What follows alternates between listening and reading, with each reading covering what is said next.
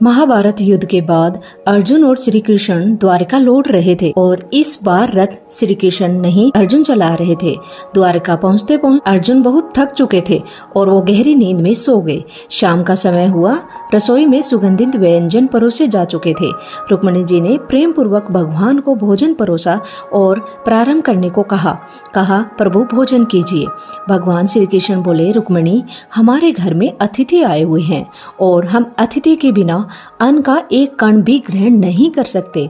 रुक्मिणी बोली, प्रभु आप आराम कीजिए, मैं अर्जुन को बुलाकर लाती हूँ।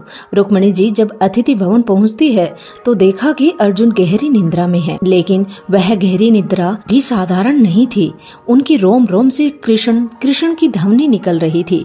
उनके पूरे शरीर से ऐसा प्रतीत हो रहा था मानो हर कोशिका भगवान का नाम जप रही हो। रुक्मिणी जी उनको जगाना भूल गई और उनकी आंखों में से आंसू बहने लगे और वो वहीं खड़ी हो गई और धीमे धीमे हाथों से तालियां बजाने लगी। उधर भगवान ने नारद जी को कहा, देखो तो सही, भोग ठंडा हो रहा है, कोई नहीं आया। नारद जी तुरंत अतिथि भवन पहुंचे और उन्होंने वहां का दृश्य देखा तो दंग रह गए। नारद जी को दिव्य प्रेम का साक्षात दर्शन हुआ और वह भी अर्जुन को जगाना भूल गए और वहीं बैठकर अपनी वीणा पर गोविंद गोविंद की धुन बजाने लगे। अब उधर सत्यभामा जी ने प्रभु को कहा, भोग ठंडा हो रहा है, प्रभु आप भोजन आरंभ कीजिए। भगवान बोले, हम अतिथि के बिना अन्न ग्रहण नहीं करेंगे, अब तुम ही जाकर देखो क्या हो रहा है। सत्यभामा जी वहां पहुंची, वहां का दृश्य देखकर मोहित हो गई और वह नारद जी की वीणा की धुन पर नाचने लगी। उसका भी मन उस भाव में इतना डूब गया कि अर्जुन को जगाना भूल गई। उधर भगवान बोले कि सब कहते हैं कि भोग ठंडा हो रहा है, पर मुझे बुलाने वहाँ कोई नहीं आ रहा है, मुझे स्वयं चलकर देखना पड़ेगा कि वहाँ ऐसा क्या हो रहा है। और जब भगवान श्री कृष्ण ने वहाँ का दृश्य देखा तो वह बहुत ही अद्भुत था। भगवान की आंखों में आंसू बहने लगे और यह आंसू प्रेम के आंसू थे।